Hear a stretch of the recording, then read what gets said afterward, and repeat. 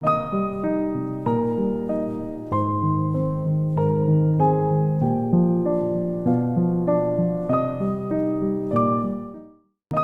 est un parfait gentleman.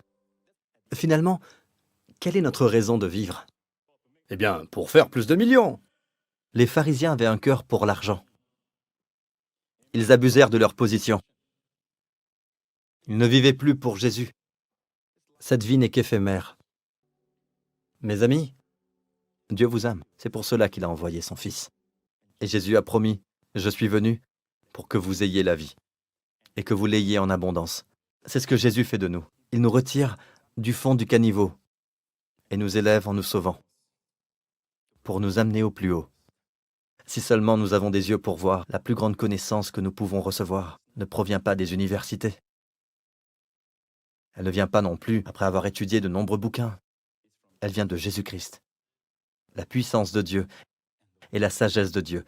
Dieu veut que Jésus soit au centre, mais en tant qu'envoyé du Père, par amour pour vous. Dieu est un parfait gentleman. Alléluia.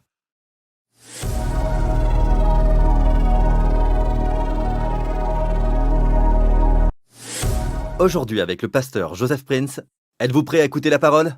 Louons Dieu. Dimanche dernier, nous avons vu l'histoire de la femme surprise en flagrant délit d'adultère. N'oubliez pas que cette histoire est uniquement racontée dans l'évangile de Jean.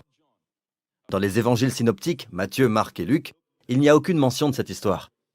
Certaines histoires sont racontées dans tous les évangiles synoptiques. Mais c'est dans Jean, l'évangile de Jean, seulement que vous trouverez l'histoire de la femme surprise en flagrant délit d'adultère. Parce que, dès le début, il fait mention que Jésus est la parole, faite chair. Au commencement était la parole qui a été faite chair.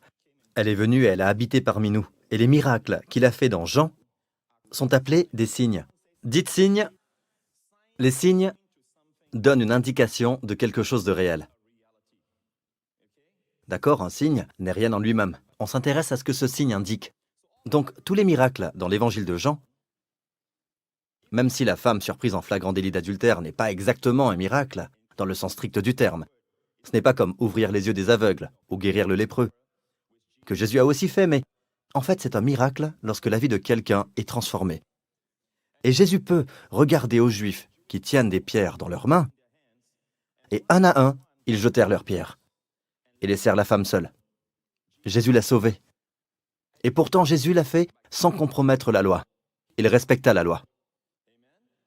Il fut le seul. Il dit que celui de vous qui est sans péché jette le premier la pierre. Et la seule personne sans péché était notre Seigneur Jésus. Mais il refusa de lui jeter la pierre. Et tout le monde s'en alla. Ils se retirèrent un à un. Ils laissèrent Jésus et la femme. Et n'oubliez pas ce que Jésus a dit à la femme. Je ne te condamne pas non plus. Je ne te condamne pas non plus. Va et ne pêche plus. Donc rappelez-vous que l'ordre est très important. La raison pour laquelle nous voulons libérer les gens de la condamnation, et qu'à cause de cet ordre, quand les personnes sont libres de la condamnation, le péché tombe. L'addiction tombe. Êtes-vous avec moi? Rappelez-vous, car le signe, cette femme, est une image d'Israël. Quand Jésus est venu, il a trouvé tout Israël dans l'adultère. Son cœur n'appartenait plus à Dieu. Dans ce cas précis, les pharisiens avaient un cœur pour l'argent. Ils abusèrent de leur position. Ils ne vivaient plus pour Jésus. Et Jésus sanctifia tout cela à travers le pardon accordé à la femme. Alors que ratèrent ce pardon? Vous savez ce qui arriva à la fin? Il est dit qu'Abraham, votre père, a tressailli de joie de ce qu'il verrait mon jour. Et il s'est réjoui. Et je crois que cela s'est passé quand Abraham était en train d'offrir son fils sur le mont Morija. Abraham leva les yeux et vit un bélier. Il vit plus qu'un bélier. Il eut une vision de Jésus mourant sur la même montagne. Parce que le mont du Calvaire se trouve dans la même chaîne de montagnes que le mont Morija. Au fait, Calvaire est plus élevé que la montagne du Temple, mais c'est dans la même chaîne. Et Jésus dit qu'Abraham, votre père, a tressailli de joie lorsqu'il verrait mon jour. Les Juifs lui dirent, « Tu n'as pas encore 50 ans, et tu as vu Abraham ?» Vous voyez, ils n'ont pas saisi. Dans leur pensée, Abraham était si grand, et Jésus si petit. Jésus n'a pas dit qu'il a vu le jour d'Abraham. Jésus dit qu'Abraham a vu mon jour. Ils dirent, « As-tu vu Abraham ?» Non, la question n'est pas, « As-tu vu Abraham ?» Abraham m'a vu. Puis il dit ceci. Jésus leur dit, en vérité, je vous le dis, avant qu'Abraham fût, je suis. je suis éternellement.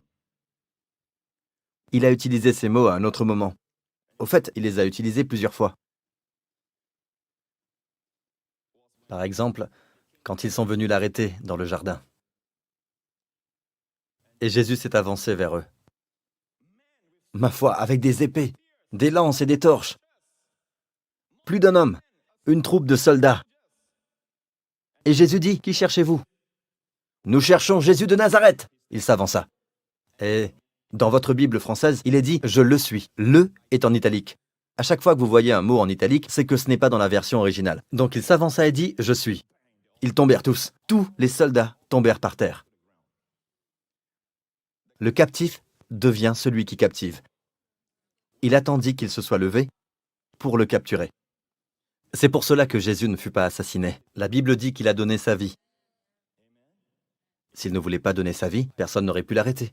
Au fait, nous en avons un exemple, prochain verset. Là-dessus, ils prirent des pierres pour les jeter contre lui. Mais Jésus se cacha, et il sortit du temple. Si vous ne comprenez pas ce que « je suis » veut dire, les Juifs, eux, comprennent. Ils prirent des pierres. Ils savaient ce que Jésus voulait dire par « je suis ». Il déclare qu'il est Dieu. Donc, à la fin du verset 59, Jésus passa au milieu d'eux. Il partit. J'aime cette expression, au milieu d'eux.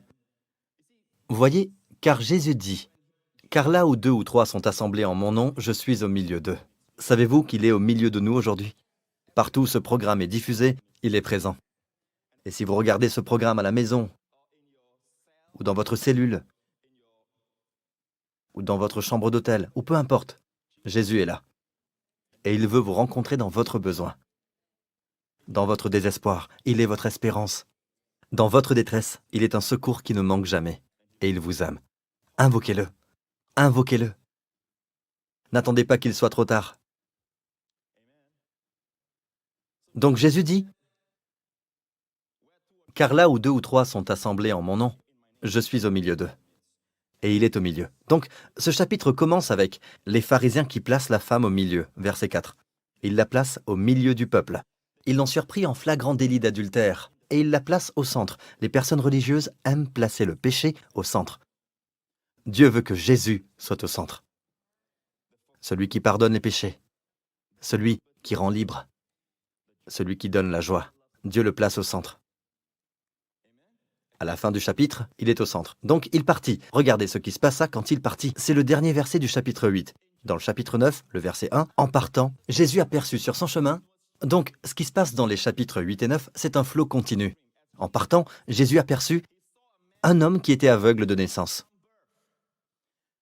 Quand il passa près des pharisiens, ils ont manqué une occasion. Ils auraient pu être guéris. Ils auraient pu être touchés. Sa grâce est telle qu'il ne peut pas éviter un aveugle.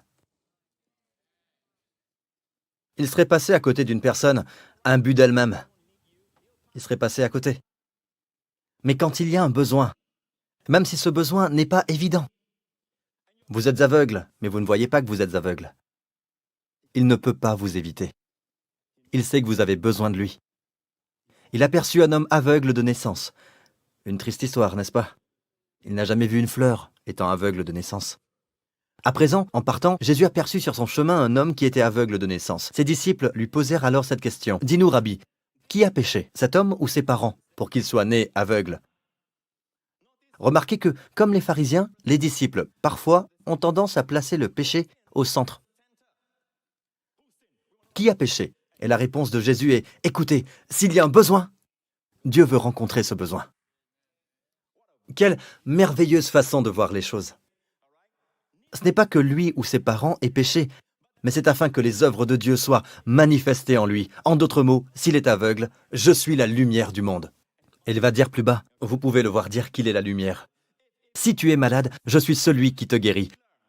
Si tu es fauché, je suis celui qui pourvoit. Si tu es déprimé, je suis ta paix. Si tu es dans les ténèbres, je suis la lumière. Cessez de dire, pourquoi suis-je dans les ténèbres? Est-ce parce que vous n'avez pas fait telle ou telle chose? Ne permettez à quiconque de vous pousser à en arriver là. Donc Jésus dit, il faut que je fasse, tant qu'il fait jour, les œuvres de celui qui m'a envoyé. La nuit vient, où personne ne peut travailler. Pendant que je suis dans le monde, je suis la lumière du monde. Quand je lis ceci, j'ai l'impression qu'il dit « Oh que j'aime ça ! Aussi longtemps que je suis dans le monde, je suis la lumière du monde. » C'est comme s'il disait « Aussi longtemps qu'il y a les ténèbres, je ne peux qu'être la lumière. Aussi longtemps qu'il y a le péché, l'amour ne peut pas se reposer. » Il est en train de dire qu'aussi longtemps qu'il y a les ténèbres, la lumière ne peut se reposer. Aussi longtemps qu'il y a la tristesse, l'amour ne peut pas se reposer. Oh que j'aime ça!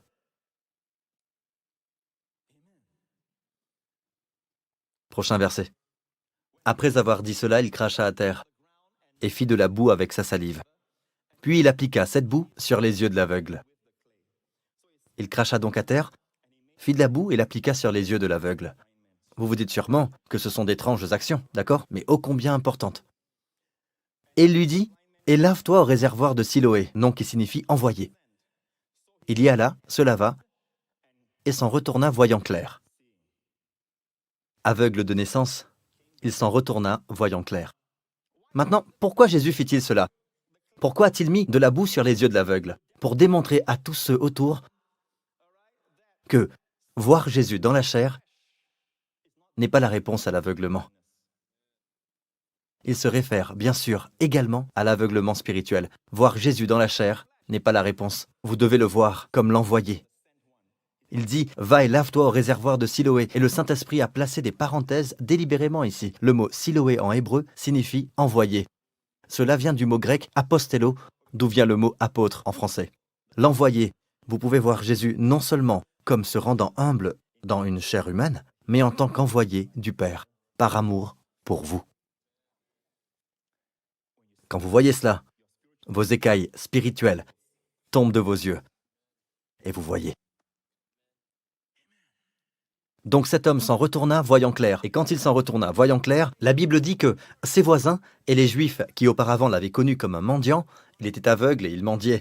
En d'autres mots, non seulement il était malade, mais il était fauché. Les voisins et les amis qu'il avait connus lui dirent donc « Comment tes yeux ont-ils été ouverts ?» L'homme qu'on appelle Jésus a fait de la boue et m'a dit d'aller me laver les yeux. J'y suis allé et suis retourné voyant clair. Il n'y a pas de réponse. Ils le menèrent donc aux pharisiens, qui haïssaient Jésus. Ils emmenèrent cet homme à ces pharisiens. Suivons l'histoire, d'accord? Or, c'était un jour de sabbat que Jésus avait fait de la boue et lui avait ouvert les yeux. De nouveau, les pharisiens aussi lui demandèrent comment il avait recouvré la vue. Il leur dit, « Il a appliqué de la boue sur mes yeux. Je me suis lavé et je vois. » Prochain verset. Sur quoi quelques-uns des pharisiens dirent, « Cet homme ne vient pas de Dieu, car il n'observe pas le sabbat. » D'autres dirent, « Comment un homme pécheur peut-il faire de tels miracles ?» Et il y eut division parmi eux. Ils dirent encore à l'aveugle, « Toi, que dis-tu de lui sur ce qu'il t'a ouvert les yeux ?» Il répondit, « C'est un prophète. » Donc ils disent, « Faites venir sa mère ici. Nous ne croyons pas qu'il était aveugle. Faites venir son père ici. » Alors les parents arrivèrent et ils les interrogèrent, disant, « Est-ce là votre fils ?» Ses parents répondirent, « Oui. » « Est-il né aveugle ?» Ils dirent, « Oui. » « Comment donc voit-il maintenant ?» Ils dirent, « Il a de l'âge, interrogez-le. » La raison pour laquelle ils dirent cela était parce que, avançons, ses parents dirent cela parce qu'ils craignaient les Juifs, car les Juifs étaient déjà convenus que si quelqu'un reconnaissait Jésus pour le Messie, pour le Christ, il serait exclu de la synagogue. C'est pourquoi ses parents dirent, « Il a de l'âge, interrogez-le lui-même. » Réponse brillante. Il est assez grand, posez-lui la question. Alors les pharisiens lui demandèrent à nouveau. Les pharisiens appelèrent une seconde fois l'homme qui avait été aveugle et lui dirent « Donne gloire à Dieu. Nous savons que cet homme, se référant à Jésus, est un pécheur. » Celui qui fut guéri dit « Si c'est un pécheur, je ne sais. Je sais une chose. C'est que j'étais aveugle et que maintenant je vois. » Prochain verset. Ils lui dirent « Que t'a-t-il fait ? Comment t'a-t-il ouvert les yeux ?» Il leur répondit, « Je vous l'ai déjà dit. Et vous n'avez pas écouté. Pourquoi voulez-vous l'entendre encore? Voulez-vous aussi devenir ses disciples? » Je vais vous dire une chose concernant les nouveaux convertis quand ils viennent d'être sauvés. C'est étonnant de voir la sagesse qu'ils ont avant que nous les contaminions avec nos doutes. C'est surprenant, la lumière qu'ils reçoivent de Jésus. Ils sont simplement amoureux de Jésus. Vous leur parlez de grâce, ils disent « Bien sûr ». Ils ne maîtrisent pas le jargon théologique. Tout ce qu'ils savent, c'est qu'ils aiment Jésus. Avant que les chrétiens les contaminent. C'est surprenant comment la lumière devient de plus en plus claire. Plus ils confessent, Remarquez que ce type venait tout juste d'être guéri, mais notez que, quand il confesse Jésus, il avait de plus en plus de sagesse. Bien. Ils leur demandèrent, « Voulez-vous aussi devenir ses disciples ?» Ils l'injurièrent, ils le dénigrèrent. Ils utilisèrent des mots durs. Ils lui dirent, « C'est toi qui es son disciple. Nous sommes disciples de Moïse. Nous sommes des personnes de la loi. Nous sommes les disciples de Moïse. Toi, tu es un disciple de Jésus. Nous savons que Dieu a parlé à Moïse. Mais celui-ci, nous ne savons d'où il est. » En passant, celui-ci est en italique. Ces deux mots étant en italique, cela veut dire que ce mot n'apparaît pas dans l'original. Les traducteurs les ajoutent. En d'autres mots, nous ne savons pas ce qu'ils disent de Jésus. Puisque cela n'a pas été inscrit. Celui-ci, nous ne savons pas d'où il est, mais c'est un mensonge. Ils savent d'où il vient de Bethléem. Et le prophète Michée, dans l'Ancien Testament, prophétisa que de Bethléem sortira un roi. D'accord? Plus loin. Cet homme leur répondit, « Il est étonnant que vous ne sachiez d'où il est, et cependant il m'a ouvert les yeux. » Et il commença à leur prêcher. Maintenant, il se met à prêcher. Ce type qui était un mendiant il n'y a pas longtemps de cela, un aveugle, il est maintenant en train de prêcher à des théologiens. Et il leur dit, « Nous savons que Dieu n'exauce pas les pécheurs. Mais qu'en revanche, si quelqu'un l'honore et fait sa volonté, il l'exauce. Jamais encore on n'a entendu que quelqu'un ait ouvert les yeux d'un aveugle-né. » Il est en train de leur prêcher. Vous vous rendez compte? Voyons leur réponse. Se sont-ils repentis? Si cet homme ne venait pas de Dieu, il ne pourrait rien faire. Ils lui répondirent, « Tu es né tout entier dans le péché, et tu nous enseignes. » Et ils le chassèrent. Vous voyez, les personnes qui s'auto-justifient ne sont pas ouvertes à la grâce de Dieu. Le moment où elles ne peuvent pas réfuter ce que vous dites, elles vous calomnient et vous chassent. Ils le chassèrent, ils l'excommunient. Ils disent dehors. Mais dans ce cas, dehors, c'est le lieu de la bénédiction. Car dehors, c'était où il trouva Jésus. Jésus apprit qu'il l'avait chassé. L'ayant rencontré, il dit, « Crois-tu au Fils de Dieu ?» Savez-vous qu'il n'y a pas beaucoup de gens à qui Jésus demande cette question?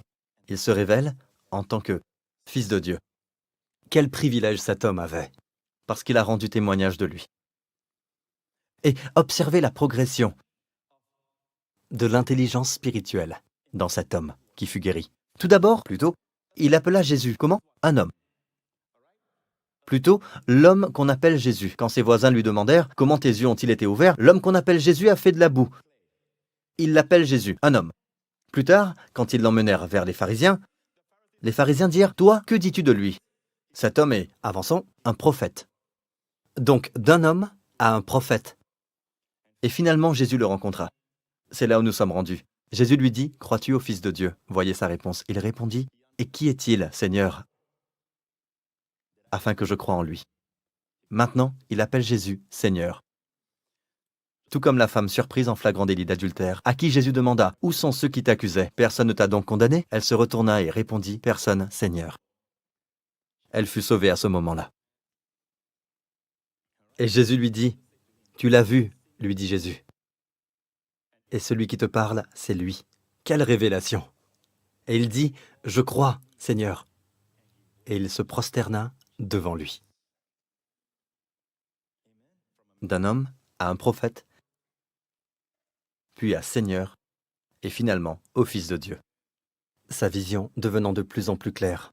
Regardez ici, il se prosterna devant Jésus. Jésus vit un homme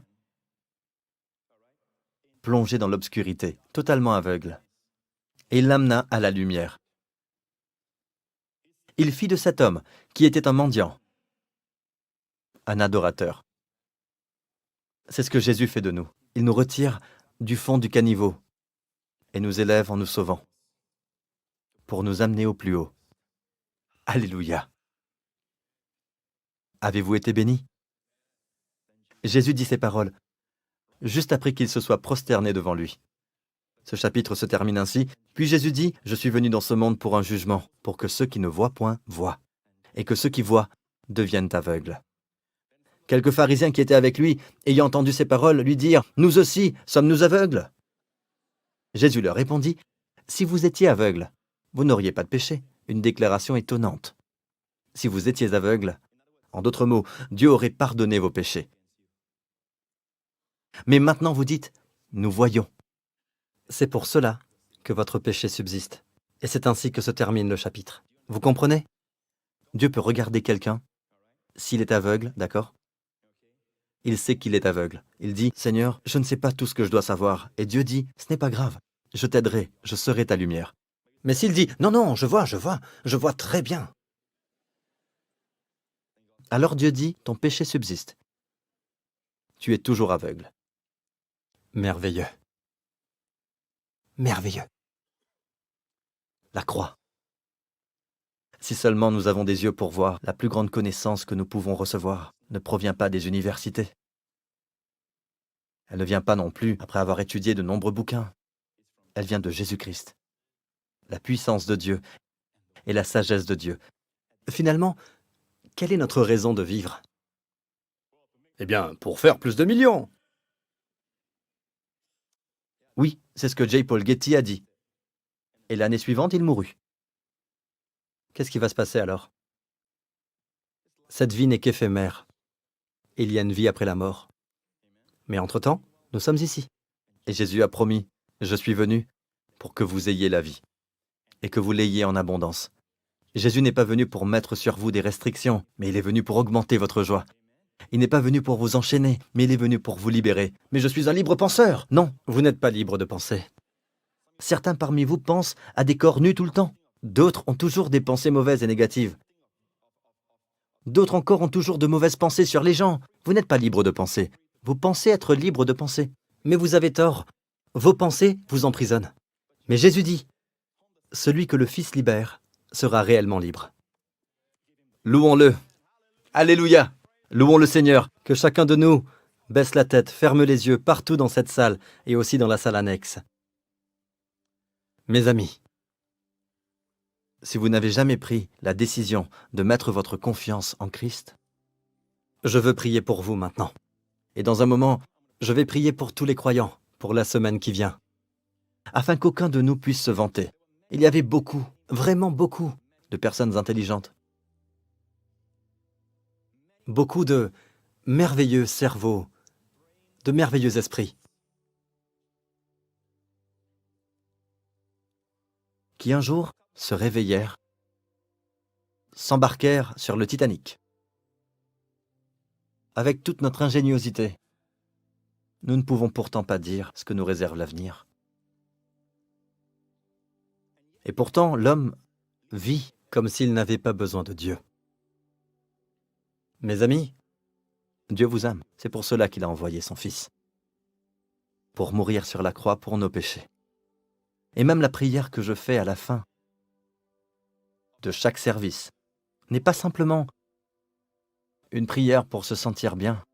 Je crois vraiment que Dieu écoute cette prière et je crois que Dieu nous place au bon endroit, au bon moment. Dieu, le Dieu d'éternité, nous précédera dans le temps, dans notre avenir. Car il est celui qui était, qui est et qui vient. Lui connaît l'avenir.